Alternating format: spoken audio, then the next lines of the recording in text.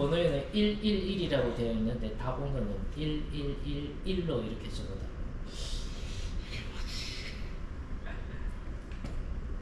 네, 30분 됐으니까 시작할게요. 네.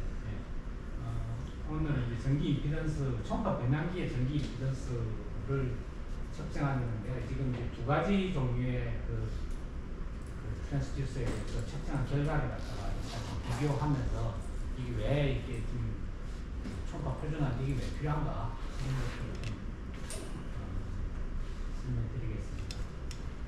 이제 보통 그 지난번에 이제 보통 했던 지난번에 했던 건 이제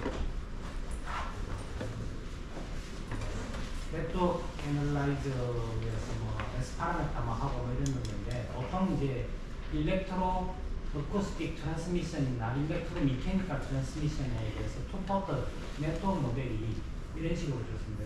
전압 전류에 대해서 어떤 힘이나 그다음에 그 벨로시티 이런 식으로 컨버전 되는 거 아니면 프레셔 파티클 멤브레인 벨로시티 뭐 이런 식으로 되든 어쨌든 그렇게 되는 경우가 이제 투포트 트랜스듀스고 이런 일반적인 초음파 트랜스듀스가 다 이런 투포트 네트워크 모델을 적용을 할 수가 있어요.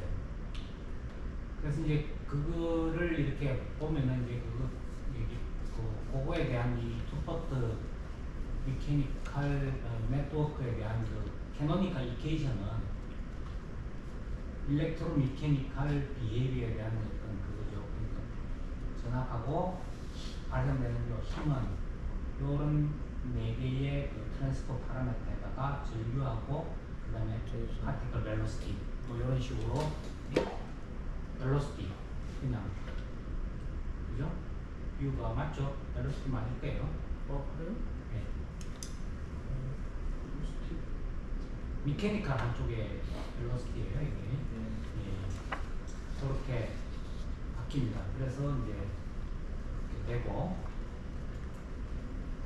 그거에 대해서 이제 이런 케이션들 그래서 EM은 트랜스덕션 코에피션트인데 일렉트릭 투 미케니컬이고 이거는 미케니컬 투 일렉트릭 이렇게 돼서 사실은 요 미케니컬 투 일렉트릭이 어떻게 보면은 그 트랜스듀스의 그 수신 감도로 컨버전할 수 있는 그 전달함수고 일렉트릭 투 미케니컬이 그 초음파 변환기의 뭐 효율이나 아니면은 그 전압을 주고 프레시가 나가는 그런 거에 대한 어떤 전달 함수가 되겠습니다. 나중에 뭐 레디에이션 컨덕턴스로 일렉트로 어쿠스틱 레디에이션 컨덕턴스로 간 되는 거에 또 연관된다고 보시면 되겠습니다. 이제 보통 이제 그 일렉트릭 디바이스는 뭐 임피던스가 이제 뭐 저항이 리얼만 있는 저항인 거를 이제 리지스터, 인덕터는 이제 이렇게 코일이 담겨 있는 거 이런 거를 이제 인덕터라고 하고 캐패시터는 이제 이렇게 축전하는 거 이렇게 되어 있는데 이것들이 이제 실수는 보통 이제 그 미치는 그 실수값은 저항은 실수만 존재하고 그다음에 이런 것들이 이제 그 리액턴스를 만들게 됩니다. 요거는 이제 기본적인 피직스니까 다 아시는 거고 그래서 임피던스하고 이제 그런 릴레이티드 파라미터를 측정을 할 때 임피던스를 측정을 하면 실제로 R하고 X를 재는 건데 재는 거고요. 그리고 이제 이미지너리 측정된 그의 이미지너리 X고 그 다음에 어드미턴스는 요 임피던스의 역수입니다. 역수고 이거는 이제 Y 플러스 JB라고 하고 G는 이제 컨덕턴스, 일렉트릭 컨덕턴스가 되겠죠. 이거는 리얼 G의 역수 그러니까 1분의 R이 되겠고 서섹턴스나 P는 이미지너리 G의 역수 이렇게 해서 이렇게 됩니다. 똑같이 이제 우리가 보통 그 오실로스코프에 RF 전압을 측정하거나 인풋 RF 앰프에 인풋 단의 로드 저항이 50ohm으로 다 매칭이 되어 있어요. 특히 저 RF 쪽은 50ohm으로 매칭이 되어 있기 때문에 이게 이제 로드 잠이 55mm대에 측정하는 게 만약에 50mV다. 50mV다. 그러면은 이 로드 잠이 50mV가 아니고 1메가옴이나 이렇게 되면 오실로스코프에 이제 보통 보면은 1메가옴 로드 같은 게 걸려 있습니다. 그러면은 이때는 50mV였던 게 여기서는 다른 전압이 측정이 된다. 그래서 측정할 때, 이 전압 측정할 때 이 임피던스 매칭을 잘 못 맞춰도 측정값이 틀려집니다. 제가 그래서 KC를 한번 회의를 한 적이 있어요, 완전히.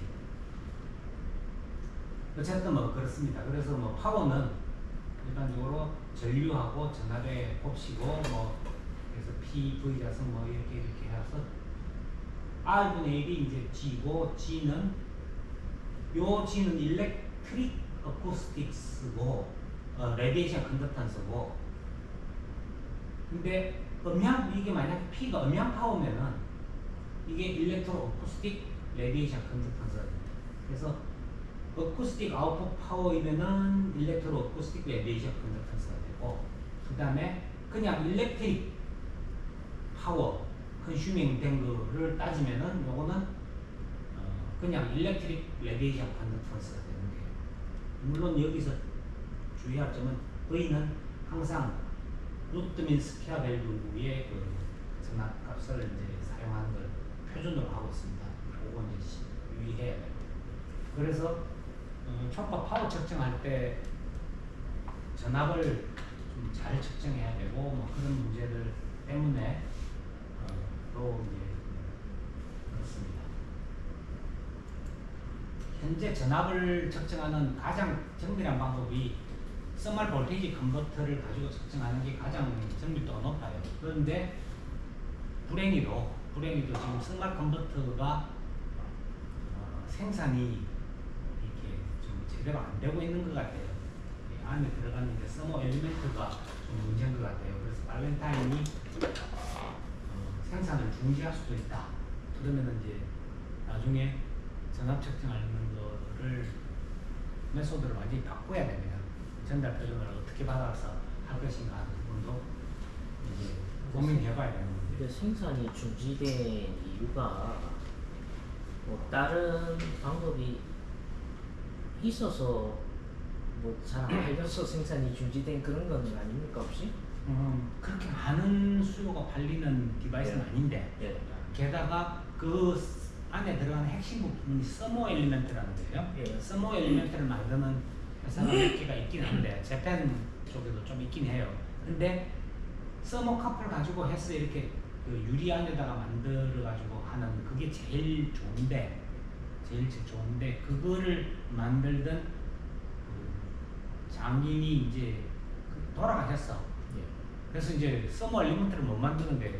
발렌타인도 그게 없으니까 자기네들이 그거 하던 그 모델에 서머 엘리먼트를 따라 넣어가지고 못 만드는 거죠.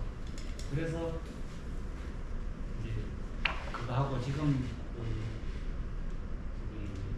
호주의 일리아 그 친구도 지금 그 서머 엘리먼트가 이제 안 나와서 자기네들도 RF 전압에 표준 유지하는 게 문제가 생기는 걸 알고 있어요. 1년. 그래서 고민하고 있다. 뭐 그렇게 얘기하고 있는데 어쨌든 전자파 쪽에 전압 측정하는 거에도 지금 표준이 서멀 볼테이지 컨버터를 사용하는 게 제일 정확해. 근데 조금 이제 문제가 될 거예요. 뭐 다른 방법은 없는 건가요? 있어요. 잴 수도 있어, 그것도. 소락도가 커지는 것 뿐이지 잴 수는 있어요. 그리고 뭐 서머 엘리먼트를 우리가 손으로 대충 만들어도 만들려면 만들어요. 나는 만들 수 있어 사실은. 근데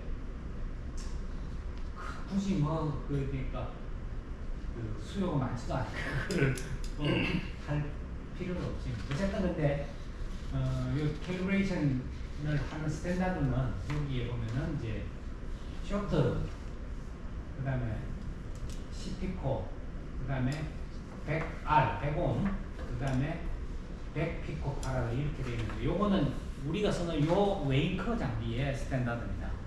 근데 휴렛패카드는 여기 100R을 안 쓰고 55옴을 써요. 스탠다드를. 그래서 그건 차이가 있다.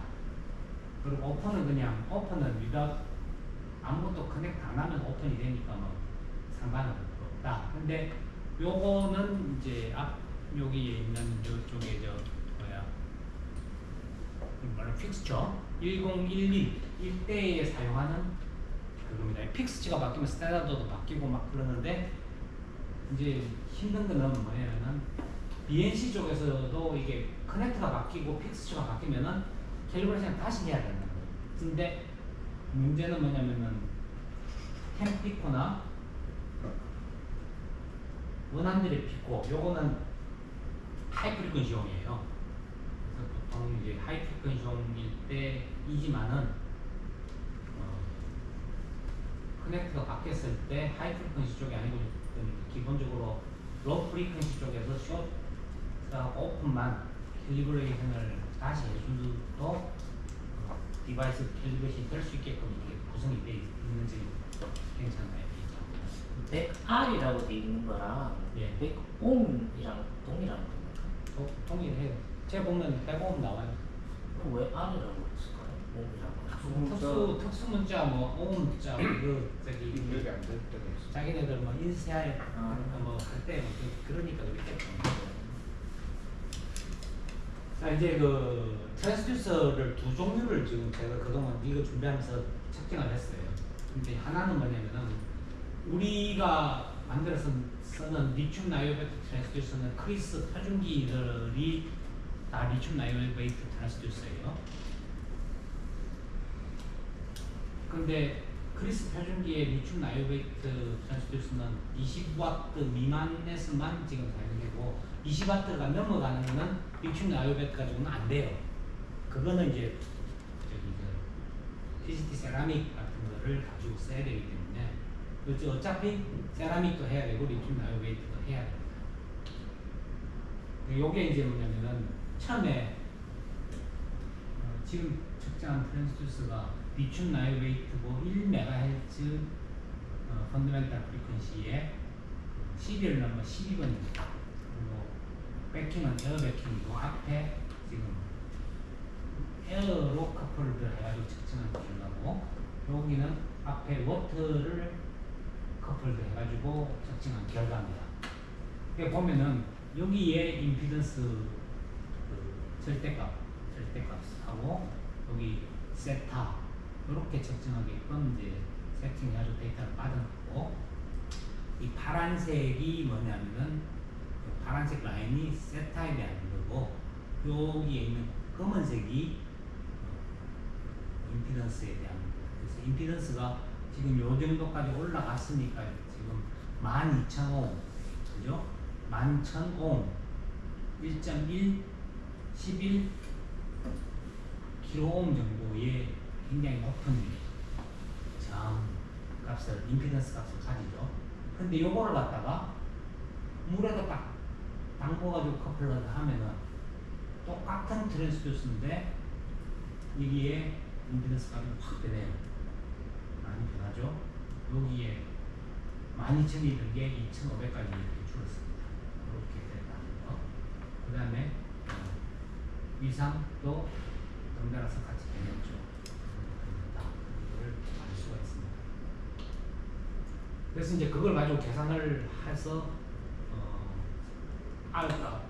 R값하고 X값을 계산하는 거는 뭐 앞에 또 수식에 있었으니까 그거 곱하면은 금방 되는 겁니다. 그래서 R, X 하는데 이 검은색이 R이고 X가 파란색입니다. 그런 식으로 되고. 초음파 트랜스듀서는 배킹, 에어 배킹의 두께나 이런 거에 영향을 볼륨이나 이런 거에 영향을 많이 안 받나요? 에어배킹 같은 경우에는 뭐 볼륨에 영향을 크게 안 받는데 저기 하드배킹은 같죠? 하드배킹은 이제 배킹 머티리얼을 어떤 걸 쓰느냐에 따라서 영향이 굉장히 커요. 같은 메터리얼만 문제가 아니라 그 스트럭처도 영향을 주는 거죠. 예, 그래서 그거는 이제 그런 부분은 다음 주나 아니면 다음번 강의에서 내가 KLM 모델을 하면서 트랜스듀서를 이제 어떻게 설계하느냐 KLM 모델 가지고 그 다음에 임피던스나 뭐 매칭 네트워크는 어떻게 만들 것인가 하는데 쓰이는 KLM 모델이 그 다음번 이제 그 강의에 들어 있습니다. 어쨌든 에어는 좀 괜찮고 에어는 이제 상당히 스테이블하게 만들어져요. 뭐 따로 아니고 스피커 같은 거 만들 때도 사실 캐비티 들어가고 안 들어가고 다 차이가 있는데 그런 거 그렇죠. 근데 이제 뭐 아무리 그래도 뭐 메가헤르츠 대학의 그러니까 초음파가 주파수 이 뒤에 에어가 이만큼 있으면은 그게 파장으로 빠지면 주파수 때문에 이런 예. 거라는 거 이해하면 돼요. 예, 그렇습니다. 그리고 요거는 이제 요 앞에 이쪽에 이제 RX 요 어쨌든 보면은 크기가 전체적으로 줄은 걸 알 수 있죠. R 값이. 그러면 이제 어드미턴스 Y 값선 보면은 여기가 R이 크니까 어드미턴스고 Y는 Z분의 1이잖아요. 이제. 그러니까 기본적으로 크기가 굉장히 작아지고 미리지면 그러니까 10의 마이너스 3승이인 거예요. 실제로. 그렇게 쭉 해서 크기가 나오고 그 다음에 주파수가 올라갈수록 어떻게 돼요? 여기에 그 전체적인 그 어드미턴스가 전체적으로 증가하고 있는 그런 현상이 나타나죠. 그 다음에 여기도 마찬가지로 증가하지만은 여기에 크기가 더 미리지면 이게 더 줄었어요. 더 줄었어요. 대신에 이제 뭐 이렇게 됐고 어쨌든 그렇습니다.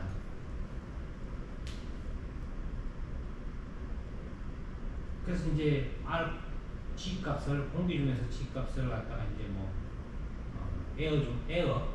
아까 요게 여기죠.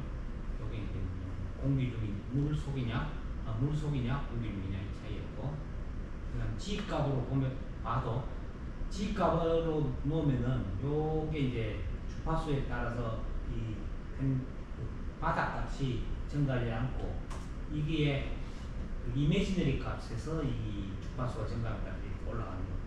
여기도 마찬가지죠. 이미지너리 파트가 증가해서 그게 Y 값이 그렇게 됐다는 걸 알 수 있고 여기에 이제 피크 주파수의 각 위치를 요거가 여기가 펀더멘탈 레저넌스 프리퀀시 여기에 서드 하모닉 프리퀀시, 피프스 하모닉 프리퀀시, 세븐스 하모닉 프리퀀시, 나인스 하모닉 프리퀀시 이렇게 해서 KC를 하는 PTB의 그 리튬 나이오베이트 트랜스듀서도 에어베킹인데요. 그쪽 거는 1, 3, 5, 7까지를 그 KC 주파수로 사용합니다. 우리는 나이스도 굉장히 스테이블하게 나와요. 우리는 이제 PTB는 독일산 리튬 나이오베이트 세라믹이 아니라 싱글 크리스탈을 쓰고 그다음에 우리는 미국산을 쓰는데 우리는 36도 컷인데 Y 컷에 36도 틀어서 커팅을 한 싱글 크리스탈을 써요. 근데 독일의 거는 35도에서 커팅을 한 것 같아요. 그래서 효율은 우리 거보다 더 좋은데 어쨌든 그 하모닉스나 플래트니스 때문에 이 뒤에 나오는 하모닉스가 더 많이 나온다 하는 게 이제 여기까지 장점이에요. 뭐 우리나라에서 리튬 나이오베이트 싱글 크리스탈을 크로스 하는 데는 없어요. 그래서 우리는 미국 거를 쓰고 있고 그 회사가 보스턴 피에조 옵틱스입니다. 예.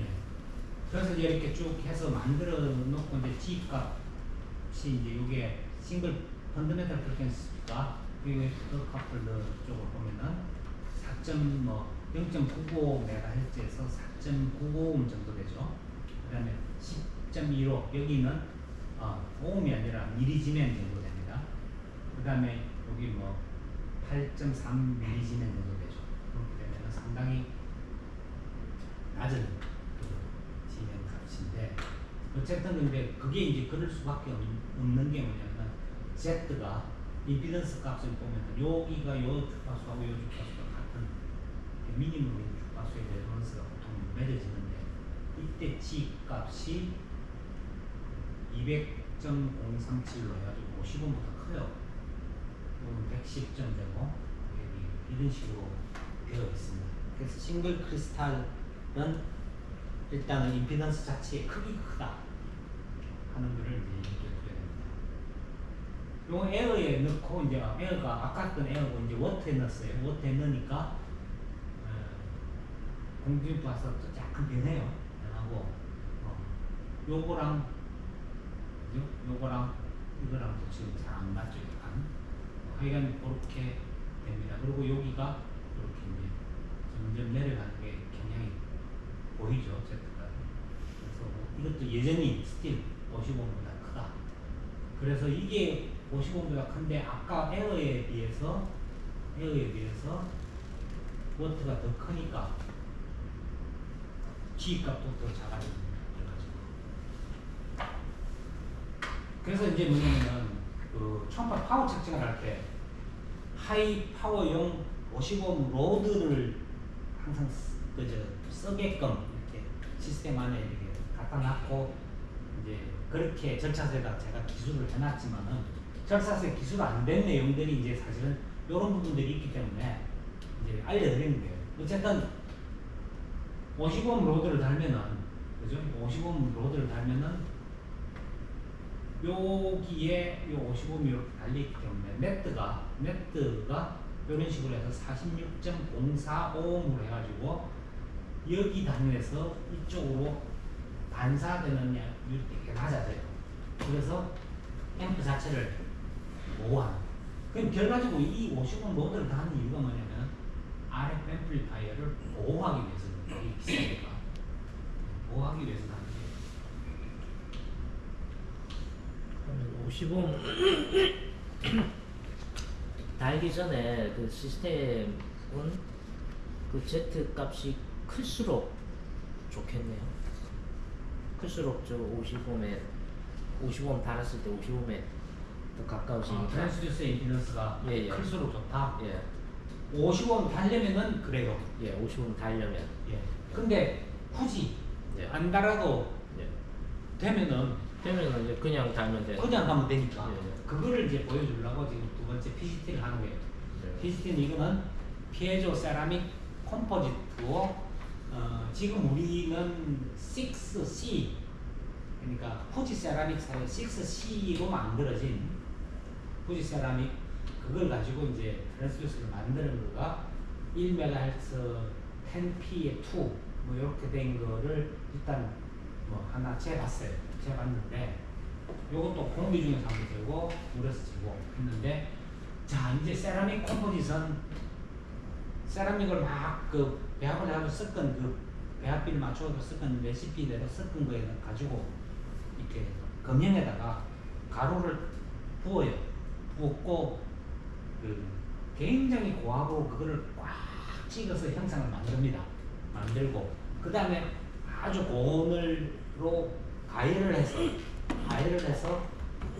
양쪽에다가 이제 전압을 아주 그 높은 전압을 DC 전압을 전기장을 걸어줘요. 그러면은 PCT 세라믹 안에 있던 그 극성 분자들이 전기장 때문에 다 일렬로 정렬을 쫙 하는 거예요. 그렇게 해서 만들어진 게 뭐냐면은 피에조 세라믹입니다.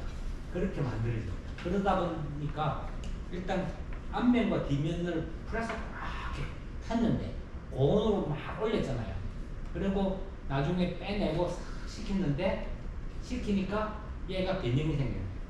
그래서 표면하고 그 다음 면 사이에 이걸 다시 폴리싱을 하지 않고 사용을 하기 때문에 대부분이 오바톤 폴리싱을 안 하기 때문에 대부분이 뭐냐면은 1메가 펀더멘탈 나오고 서드가 좀 나온다 그러면 아주 잘 만들어진 거예요.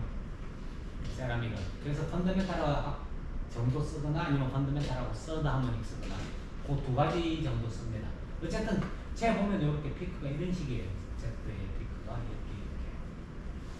그리고 뭐 이거를 공기 중에서 재면 이렇게. 그 다음에 물 속에서 재면은 이렇게. 그래서 어쨌든 요 밑에 피크가 15옴보다 적겠다 하는 게 바로 보이죠. 여기 뭐 거의 0에 가깝겠다 하는 게 바로 보입니다. 어쨌든 이 Z값 그렇고 그 다음에 똑같이 R값 보면은 이렇게 되게 계산이 됩니다. 그래서 어쨌든 뭐 1점 몇 메가 여기에서 뭐 어쨌든 3점 몇 메가 뭐 이렇게 이게 나오는 것 같은데, 그런데 Y가 워드미턴스를 해보면은 여기 2메가 쪽에도 무슨 피크가 떠요. 이게 왜 그러냐면 이 위상 때문에 좀 그런 문제가 생기는 것 같은데, 그래서 레디에이션 컨덕턴스를 재보면은 위상에 의해서 뭐 만들어진 그런 것들 때문에 여기에 그 2점 몇 메가에 뜨지만은 실제로는 이 펀더멘탈은 여기 있고 서드는 여기에 있는 거죠. 그래서 뭐 이렇게 공기 중에서는 이렇게 높게 나오지만은 실제로 이 공기 중에서 쓸 수가 없어요, 사실은. 좀 이따 설명드릴 텐데. 그 다음에 물의 커플링 하면은 이렇게 되고 여기 나오고 뭐 이런 식입니다. 그래서 보면은 이제 여기에 G 값만 넣고 0.965 메가헤르츠에서 뭐 저기 에어 커플링은 뭐 3.8 G맨, 미리지맨이 아니라 3.8 G맨 정도의 큰 값이 나오죠. 그렇지만은 이때 이제 임피던스 Z 값은 0.25 오hm 정도, 0.26 오hm 정도밖에 안 되는 거죠. 에어 커플링 때. 그러면은 이제 뭐냐면 워터 커플도 됐을 때는 여기에 이제 뭐 0.954 그리고 그 G 값이 1.2 G맨 정도 되죠. 뭐 이렇게 되겠는데, 그러면은 요게 약 한 1.096 메가헤르츠, 요게 0.954 메가헤르츠에서 1.2 G맨 정도 되는데, 여기 하나 일부러 하나 더 했어요.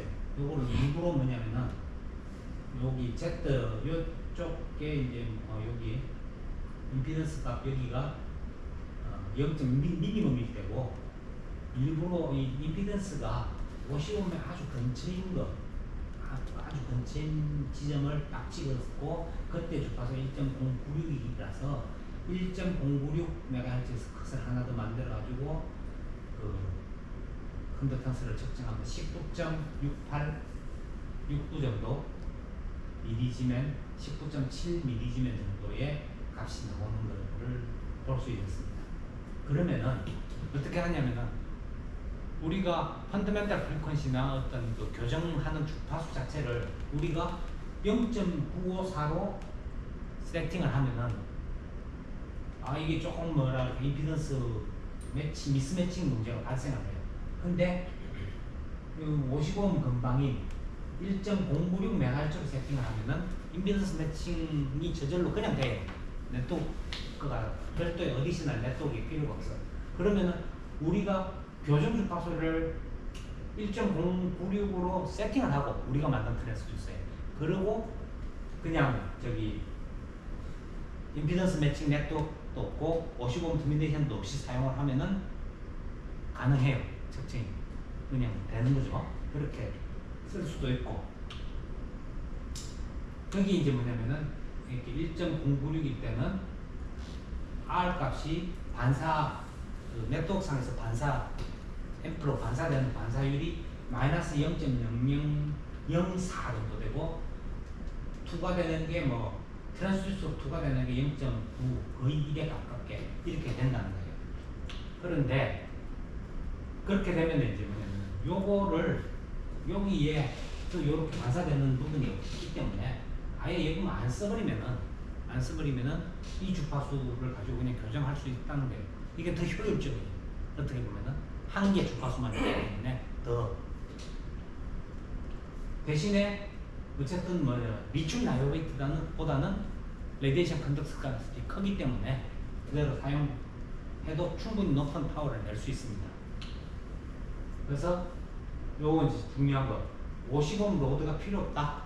세라믹을 할 때 어떤 주파수를 쓰느냐에 따라서, 그러니까 50옴 근방의 주파수를 가지고 선택해서 사용한다. 그러면은 반드시 트랜스듀서의 임피던스를 재야만 우리가 이 주파수를 알 수 있는 거죠. 네.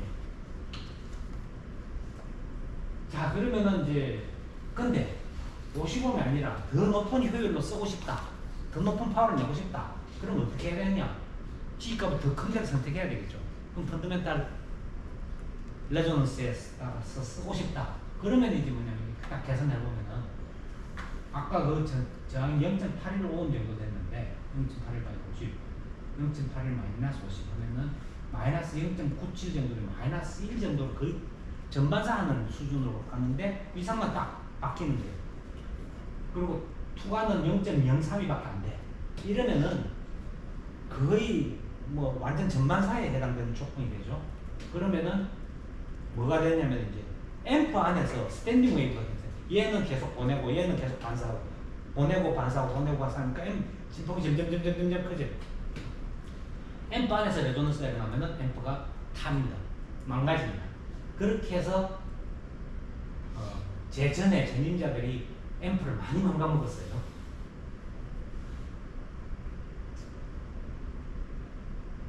전임자들이 아니라 전임자는 한 명인데 그분이 망가먹은 게 아니라 그분이랑 같이 일하던 분이 망가먹었어요. 어쨌든 뭐 그렇습니다. 그래서 이제 리플렉티드 웨이브가 뭐 어쩌고 뭐 해서 그 당시에 그 앰플리파이어가 굉장히 많이 있었어요. 저 프리시전 저쪽에 지금 저쪽에 있는 앰플리파이어 리서치사에 앰프들이 많이 있었는데 그 다 못 쓰고 결국은 제가 앰프를 다 새로 다 샀습니다. 한 개, ENI 거 하나는 그대로 물려받아 쓰다가 최근에 부용 처리를 했고 새로 샀어요. 그렇습니다. 어쨌든 앰프 값이 비싸요, 근데 생각보다 RF 앰프는. 그렇습니다. 그래서 리플렉티드 웨이브, 윌, 인터필 이런 말이 있고. 그래서 이제 앰프 수가 점점 커지니까 이제 파워 앰플리파이어 데미지를 일으키게 된다 하는 거예요. 그러면은 어떻게 사용하는 게 더 좋겠느냐? 맥시멈 레디에이션 컨덕턴스에서 쓰고 싶다. 그러면은 아까 저항이 지금 이렇게 반사율이 거의 1인 이 조건에서 지금 써야 되는데 그럴 수는 없잖아요. 그러려면 어떻게 해야 되겠느냐?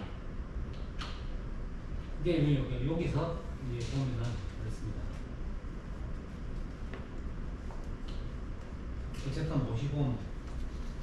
55는 달아봐야 소용이 없습니다. 왜냐하면은 이렇게 하면 0.81ohm이 돼가지고 네트가 결국은 뭐 도움이 안 돼요. 그래서 어떻게 하냐면은 이제 네트 일렉트릭 임피던스가 너무 낮잖아요. 그래서 이거를 적당히 높여주는 매칭 네트워크를 만들어야 되고 그거는 이제 나중에 제대로 만들려면 건선비나 이런 거를 계산하는 어떤 전기 음향학적인 이론이 KLM 모델이라는 게 있습니다. 그거 말고 또 여러 가지 다른 모델이 있는데 KLM 모델이 인터넷으로 해가지고 알고 있는 물성값만 넣으면은 계산해주는 그런 사이트가 있기 때문에 KLM 모델이 좀 편한 점이 있어요. 어쨌든 매칭 네트워크를 만들어 여기다가 중간에 딱 붙이고 여기 안에 그리는 전압을 바로 다이렉트로 측정을 해서 하면은 레디에이션 컨덕턴스를 측정할 수가 있습니다. 그러면은 앰프가 안 망가지죠. 그래서 이런 매칭 네트워크가 필요하고 그런 거에 대해서 미국 회사들은 잘 알고 있어요. 그러니까 초음파를 많이 하는 나라 일본, 미국, 독일 다 잘 알고 있어. 우리나라는 초음파를 많이 하는데도 생각보다 이런 펀더멘탈 쪽이 잘하는 데가 없어. 요게 뭐냐면은 2메가, 6메가에 사용하는 H148이라는 모델의 하이퍼 트랜스듀서의 임피던스 매칭 네트워크입니다. 임피던스 매칭 네트워크고 지난번에 이 임피던스 매칭 네트워크를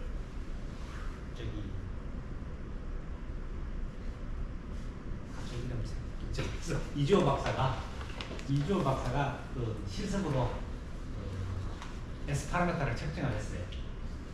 그래서 S 파라미터를 딱 재보면 자 6메가에서 게인이 딱 맥시멈이 되도록 이렇게 임피던스 그 S 파라미터가 측정. 측정이 되는 거예요. 이렇게 맞춰지는 거예요. 임피던스 매칭 네트워크. 그러니까 한 주파수에 대해서만 맞추는 거예요. 그럼 예를 들어서 1.5 얼마에 맞춰야 된다. 아니면 0.9 얼마에 맞춰야 된다. 그러면 거기에 맞춰가지고 임피던스 매칭 네트워크를 설계를 해가지고 제작을 해야 돼요. 그리고 임피던스 매칭 네트워크는 주로 코일을 감아가지고 사용하는데 여기에 아주 하이 파워가 걸리니까 어떻게 되겠어요? 열이 나겠죠. 그래서 얘는 요 위에 에어 쿨링이 되어 있어요. 쿨링을 할 수 있게끔 팬이 들어가게. 그 뜯으면 별거 없어 사실은. 예, 그렇습니다. 그렇지? Almost all is written in English, so you may have no problem to understand this. She speaks Korean very well. 한국말 잘해요. 자, 여기 있는 요게 임피던스 매칭, 임피던스 측정기입니다. 분석기입니다. 임피던스 분석기고, 요렇게 생긴 픽스처, 여기 앞에 붙어 있는데, 요렇게 생긴 게 앞에 붙어 있고, 요거는 뺐다 붙였다 할 수 있어요. 그래서 요거를 붙이고, 그 다음에 케이블을, BNC를 쓰고 싶다. 그럼 요렇게 만들어가지고, 여기에다 이렇게, 요 앞 사이에다 이렇게 연결하면 됩니다. 그래서 그거가 첫 번째 단계고, 두 번째는 이제 뭐냐면, 임피던스, S 파라미터 측정할 때하고 달리 여기는 뭐냐면, 스케일을 측정할 때 스케일을 리니어로 할 거냐, 로그로 할 거냐를 크기 값도 리니어로, 그 다음에 X, Y 주파수 값도 로그로 또는 리니어로 다 선택할 수 있게끔 돼 있어요. 그래서 그거를 인터폴레이션 프로그램 상에서 인터폴레이션에서 사용한다 그러면은 로그로 측정하는 것보다 리니어로 측정하는 게 더 낫습니다. 이게 프로그램 매트릭 프로그램의 지난 시간에 백 박사님 질문을 해서 리니어로 하고 인터폴레이션을 사용하는 이유는 이렇게 한 번 측정해 놓고는 실제로 다른 어떤 목적으로 게인을 보정을 한다거나 아니면은 S 파라미터를 보정을 해야 된다거나 임피던스를 주파수를 공지 주파수를 정밀하게 찾아야 될 때는 레졸루션을 더 촘촘하게 해가지고 계산을 해야 되기 때문에 그래서 인터폴레이션이 안에 들어가 있는 겁니다.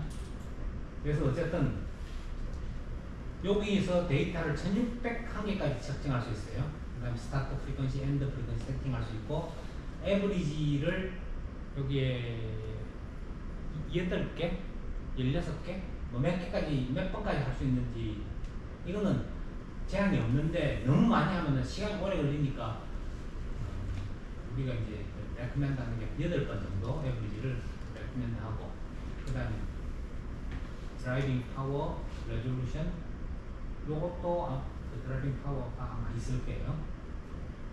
없는가? 하여간 레졸루션 같은 거를 등등을 넣습니다. 그 다음에 이제 픽스처 이거에 대해서는 요 아까 보여줬던 스탠다드 요 4가지를 가지고 하는데 오픈도 캘리브레이션 하게 돼 있는데 오픈에 대한 스탠다드는 없어요. 그래서 오픈은 어떻게 하냐 아무것도 연결 안 하고 그냥 하면은 이쪽 단자하고 이쪽 단자가 그냥 열려 있으니까 오픈이고요. 그렇게 하면 되고 쇼트는 여기 쇼트가 있고 그 다음에 백R이라고 된 게 105, 그 다음에 10피코, 10피코 스탠다드가 있는데 여기에 보면은 요쪽에 요 두 개 오픈, 쇼트, 그 다음에 여기가 H 하이 프리퀀시가 돼 있는데 오픈 쇼트는 별도로 이제 하고 여기 저장할 수 있게 돼 있고 하이 프리퀀시이고 이제 하면은 사용하는 게 100R하고 10피코, 100피코 요게 필요합니다. 그렇기 때문에 여기서 이제 요걸 누르면은 요 세 개를 이거 연결해라. 오케이. 다 이 안내하는 대로 하면 돼요. 그리고 여기 저장하고 여기서 저장하면은 요거 저장 캘값하고 요거 캘값이 두 개의 파일이 USB에 여기 있는 보여드려요. 여기 있는 USB에 저장이 됩니다. 저장이 되고 그러면 이제 그 저장된 날짜가 언제 거다 이렇게 되는 거죠. 그렇게 해서 사용하고 그 다음에 이제 문자가 있으면 CSV 파일로 이제 문자를 메저먼트 파라미터를 세타, Z하고 시타로 놓는 것을 권장합니다. Z하고 뭐 R하고 저기 이제 뭐야 R하고 저기 X 그렇게 측정할 수도 있고 여러 가지가 그 옵션이 가능하지만은 가능하면은 이렇게 측정하는 것가 더 좋습니다. 그리고 가능하면은 4번을 데이터를 받아주시고 왜냐면 내 프로그램이 그렇게 돼 있다는 게 calculate average 하고 그러면 적어도 A 타입은 계산이 된다. 물론 디자도 이렇게 돼 있고 요게 이제 뭐냐면은 오픈을 할 때에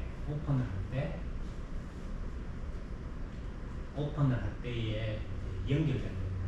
그래서 요거 뒤에다가 트랜지스터를 그냥 이렇게 커넥트하고 이제 하는데 이때 요거 연결하고 요거는 짧기 때문에 크게 영향을 받습니다만은 요거 연결을 하고 여기에서 이제 뭐냐면 아까 그 캘리브레이션 오픈하고 셔터를 해주고 오픈하고 셔터만 하고 세이브하고 측정하는 거가 바람직합니다. 특히 이렇게 케이블이 더 길어지면 반드시 해야 됩니다. 짧을 때는 오케이. 길어지면 반드시 요거를 추가적으로 해야 된다 하는 겁니다. 그 다음에 설명 안 드렸는데 여기에 지금 저기 요 밑에 넣어놓은 거 요게 뭔지 아시겠어요? 요게 허분제입니다. 초음파 무반향 허분제 표적이에요. 초음파 표적. 이거를 여기에 넣고 하는 거는 왜 그럴 것 같아요?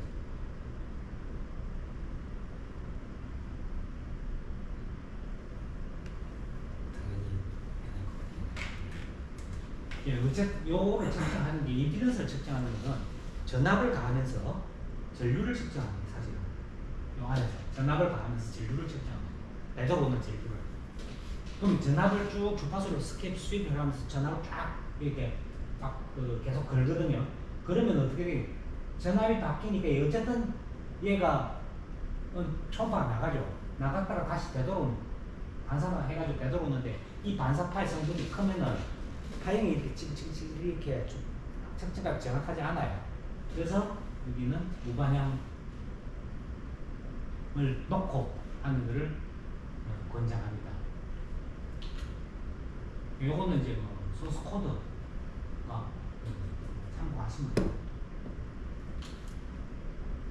그래서 뭐 CSV 1, 2, 3, 4 뭐 이렇게 하면은 자동으로 입력하게 되어 있고요. 그럼 출력 파일 명은 뭐 소스 코드에서 바꿔가지고 하면 되는 거고 지금 현재는 총 그림이 많이 나오게끔 되어 있습니다. 그래서 1번 그림, 2번 그림 1번 그림은 그냥 로 데이터 4개를 그대로 놓고 그거에다가 다시 에버리지 하는 값을 갖다 이렇게 같이 그린 거고 2번은 에버리지 하는 값에다가 에러바를 A 타입을 썼던 D 에러바를 A 타입을 썼던 D죠. 예. 해가지고 한 거고 그게 A 타입을 썼던 D를만 봤을 때는 퍼센트로 봤을 때는 실제로 한 0.3% 이내에 측정이 되거든요. 섹터도 마찬가지고 섹터의 언서티가 요런 섹터 언서티 그 다음에 이제 요게 Z의 절대값 크기하고 위상 요거는 평균값 4번 평균값 한 거고 그 다음에 R값, X값 RX를 그래프로 그리는 거 그 다음에 Y 어드미턴스하고 그게 위상하고 그 다음에 레디언스는 G하고 B를 해놓은 거, 그 다음에 G만 표현한 거, 그 다음에 Y만 표현한 거 이렇게 그림을 그려놨습니다. 이거는 아시다시피